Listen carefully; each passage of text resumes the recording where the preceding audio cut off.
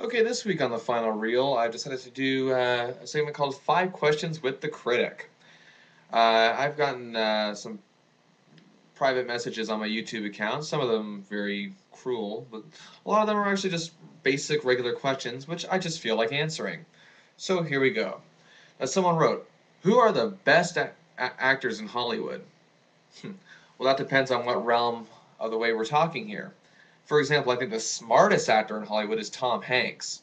Tom Hanks has a knack for choosing roles that will either get him critical acclaim or a box office hit, or in many cases, both.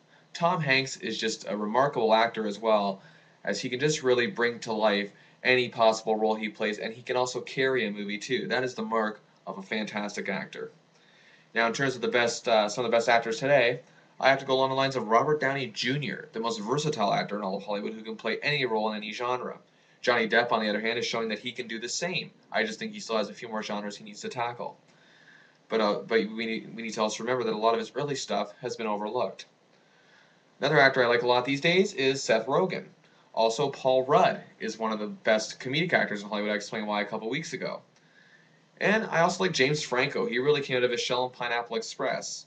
And while I think he's a good actor, he had a bad way of choosing movies that just were not suited for him for many years until he started doing the Spider-Man movies, and he really got to show his muscles there. But really blew me away in Pineapple Express. So in closing, there are many ways you can choose this or answer this question, but that's the best answer I can possibly give. But if you want to talk actresses, well, here we go. I think Kate Winslet is remarkable. She is who she is, and she's not overrated like some people think. She really has an ability to just bring something to a role that, bring this like a specialness to a role that doesn't even require it, but yet at the same time, after we watched the movie, we're thinking, yeah, it actually did need it. I don't know if that makes any sense, but, well, that's how I feel. I also like the energy Penelope Cruz brings to a role, and I really liked her in Vicky Cristina Barcelona. I also think that Scarlett Johansson, speaking of Vicky Cristina Barcelona, is also an actress on the rise, and I think watch out for her. Now, in terms of I say who is the best, I still say the best is still the best, and this woman has been the best for nearly 30 years, and that's Meryl Streep. What words can you use to describe someone like Meryl Streep that hasn't been said already? And I'm not even going to try. Okay, next question is who is your favorite actor of all time? Well, my pick is simple, and it's always been this way. Henry Fonda. Henry Fonda, of course, for those of you who may not know, for some of you younger viewers, was an actor whose most famous body of work stemmed from the late 1930s all the way to the early 1980s till his death in 1982 at the age of 77. Fonda had a way of really being passionate about his roles. He wanted to be his characters, and that's the way it seemed to come off in his films. While his personal life sadly did suffer from all of this, Fonda just, for some reason, stood out to me in the way that he just caught my attention and could not take me away no matter how hard he tried, or sometimes no matter how bad the movie was. Fonda had done a fair share of bad movies, especially in the late 60s and early 70s, but just for some reason, no actor could hold my attention more. If you want to see a good Henry Fonda film, I recommend my favorite film of all time, 12 Angry Men. Or also go see his Oscar-winning turn in On Golden Pond, and many other great movies such as The Grapes of Wrath. And I can't leave out My Darling Clementine. Now, another question was, what were your thoughts on the war films Passchendaele and Miracle at St. Anna? I didn't like Passchendaele, quite frankly. I thought Passchendaele was an over-the-top, cheesy piece of crap. It almost made my worst of the year list. It was that bad. I mean, they really just overdid it. And the war scenes were not effective at all. They totally copped out. This movie was just one big giant cop out. I don't mind a love story in a war movie. That's fine. But even that was just very uninteresting. Paul Gross needs to go back to the drawing board, quite frankly. And that's just sad because I think he's one of the most talented showbiz men in all of Canada. Now, as for Miracle of St. Anna, I don't think it was a great film, but it was certainly a good film. Spike Lee was really ambitious here, as he is with most of his products, but I think he may have been trying just a little too hard to prove his point that he was trying to prove, and I think it hurt the movie a little bit. That said, however, it's still a very, very good story. Now, another question I have is, what pairing would you love to see? Like, what pairing? Well, personally, I've always dreamed of seeing Will Smith and Eddie Murphy together.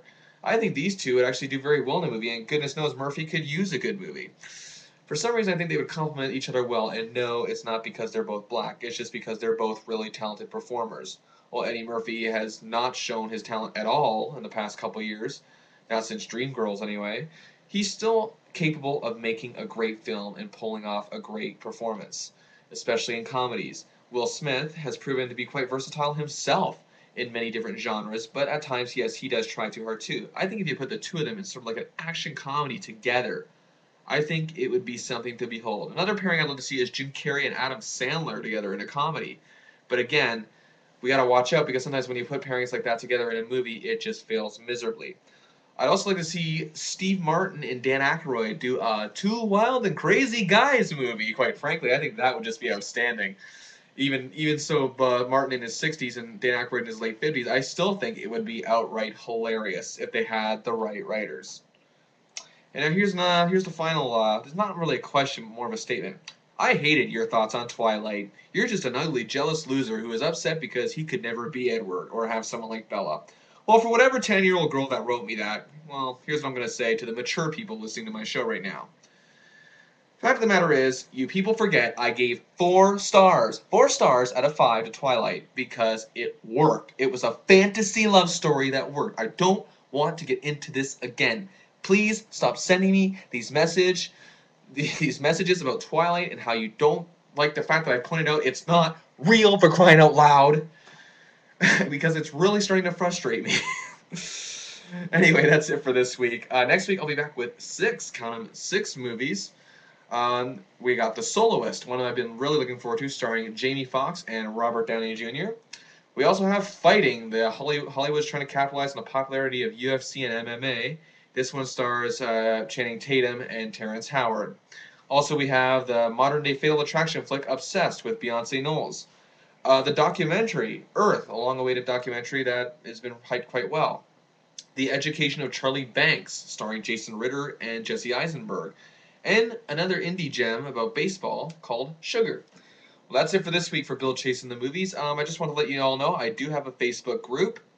It's spelled the way it is up there. So join it and talk movies with me. Also, subscribe. Please subscribe. I need more subscribers. I need more viewers, for crying out loud, people. Help me out here. I'm trying to live my dream, man. Anyway, that's it for this week. And until next week, I will be at the movies.